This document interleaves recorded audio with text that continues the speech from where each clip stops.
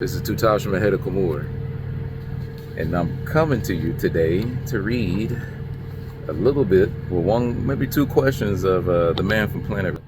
This book right here from the Holy Tabernacle Ministries. You can go to www.holytabernacleministry.org. And the reason I want to read this book today, if you're familiar with the first version, you can see that we've updated some of the diagrams to make it color. He also told this is a hard cover. All right, now I wanted to talk about genetically why maybe some folks are the way they are today. And specifically, I'm talking about a lot of us. I was gonna say just black people, but all of us, man. You know, black people got problems because they don't have a culture right now, and some of the things that we take in every day, like what we watch, what we eat, and all these things, do have a profound effect on your life. And I want to read a couple, maybe two questions out of this book. All right, so there's a question posed to the master teacher, Dr. Malachi Z. York. May peace and blessings be upon him, the founder of our nation. And he was asked, what is genetics, right? Answer: genetics is a branch of biology that deals with heredity. The word genetics is a combining form meaning pertaining to genesis or generation. Generation itself, or genesis itself, means the origination of a thing or bringing about to a new, or the formation. The word genetics consists of the prefix gen. Now, that should be gen, but I don't know why they pronounce it like a J, meaning something produced, or gene, meaning an agent transmitted from parent to offspring, and suffix ethics, meaning pertaining to a nature of a thing. Let me see if I could just scoot back and zoom in. Yeah, I can, okay. The genes themselves are complex chemical packets. They are a part of the large deoxyribonucleic acid DNA molecules found in the nuclei of cells. By influencing the interaction of the cells, the genes direct the formation of tissues that are formed to code for the production of chemicals known as enzymes. The genes, as active parts of the DNA molecules, contain the code for the reproduction for various substances the cell needs if they are to live and grow. All right, now I'm gonna go past that part. See these pretty little diagrams? Right. So he goes over enzymes, DNA, and how they're directed toward forming the organs and other parts of the body that are needed to function. And right here you see the base pairs of DNA in a helix, right? Going around in a helix. But we're not going to get into all that. We're going to get into something that's more foundational and more connected or linked to kind of like what you see in society today, especially if you pay attention to multimedia, as far as, you know, social media, and even YouTube, right? YouTube has a lot of this stuff that I'm about to speak about here. So the second question, follow-up question, answer. Oh, sorry. The question is, what does this mean? Answer: this means you are a subtotal of your experiences, meaning whatever you take in, whatever you are exposed to, whatever afflicts you physically, helps to make your personality, which can become a part of your DNA and your genetic coding. It doesn't matter if the father or mother has the physical affliction. It can be passed on to the child, much like any other disease, such as diabetes, arthritis, sickle cell anemia, cancer, or mental instability or physical disabilities, muscular dystrophy, or multiple sclerosis. These examples are understood to be inherited traits from your genetics. Now let's pause there. Traits from your genetics. So if your mom has a bad attitude, more than likely you're gonna be born with a bad attitude.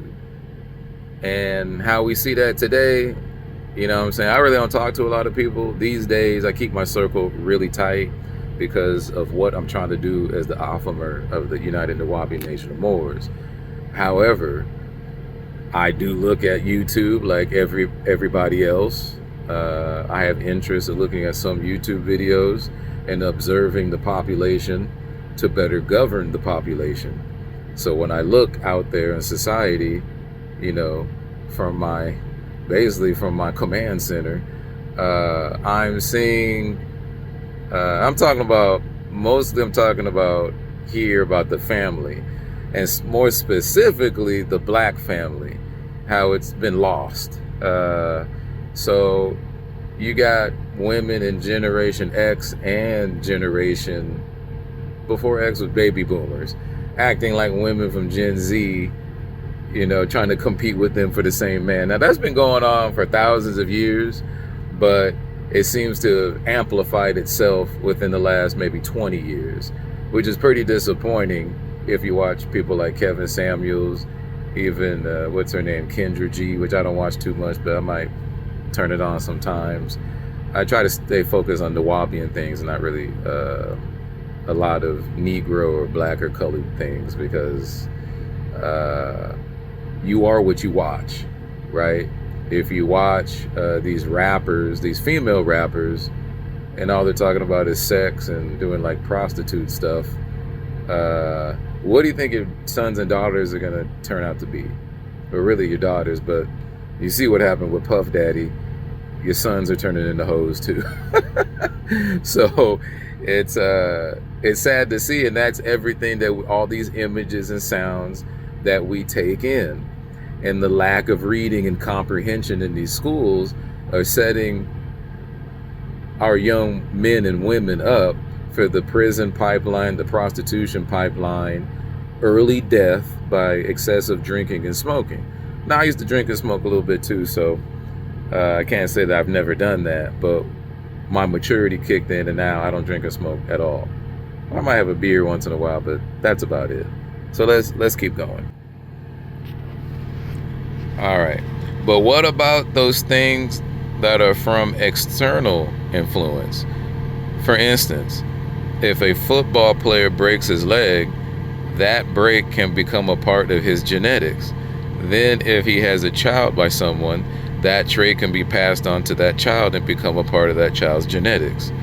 So even though the child will not be born with a broken leg, the child's leg will be weak in that spot. That's pretty amazing, right? They never taught us that in school. You know, if your dad was let's say, I don't know, who broke their leg in like football. A lot of broken legs in football. But let's say your dad played pro football, and he's a running back, and he gets hit real hard on his thigh by like a linebacker, and he breaks his leg.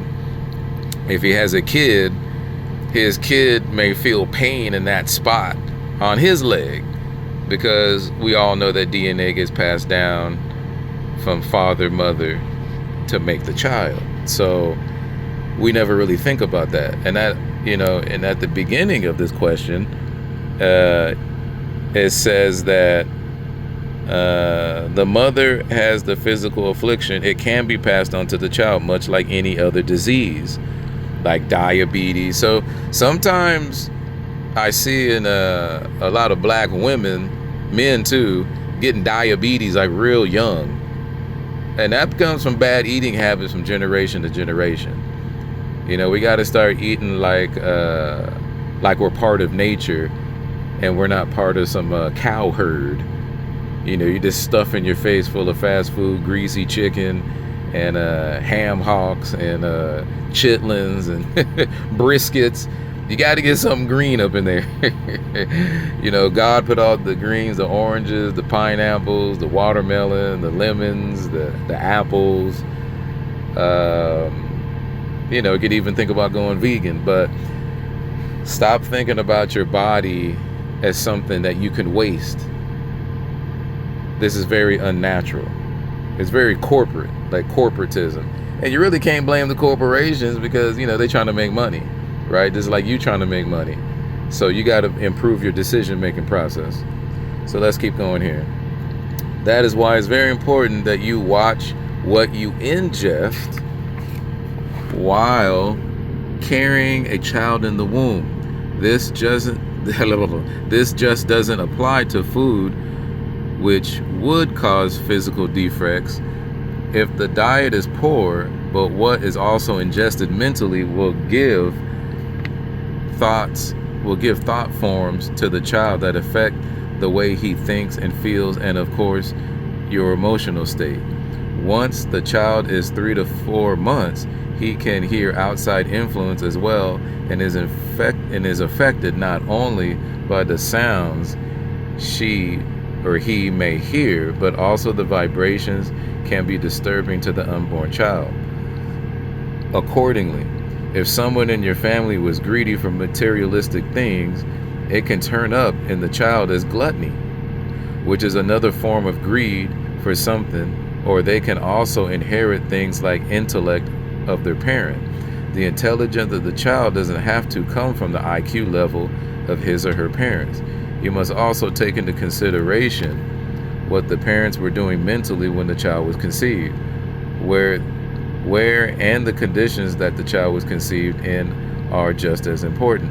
If the parents were both working at jobs that made them use more brain power than brawn, the child is more likely to come out with a higher level of intelligence. Now that is pretty interesting, right? If you go to work crunching numbers all day, right, and then you conceive a child, that child's going to turn out a lot smarter, because at the time of conception, and I think they call it ingestion, for 9 months, the child will turn out smarter because your DNA was working, your mind was working at the conception of the child. So all that stuff matters. That's why some of our WABs and other priestly personnel would set up times for mating times, so the child will have the best opportunity to come out smarter, healthier, and happier overall. People having children while high on drugs and alcohol and wonder why their kid, it turns out to be a psycho killer or a gangbanger. Now the mystery is no longer there. We know why. Because of your lifestyle and what you were putting in your body at the time of conception. All right. I just wanted to go over that. I'm signing off. This is Tutashima Hedekomur. And I'll come back to you with another short video on one of our books shortly. Wadu.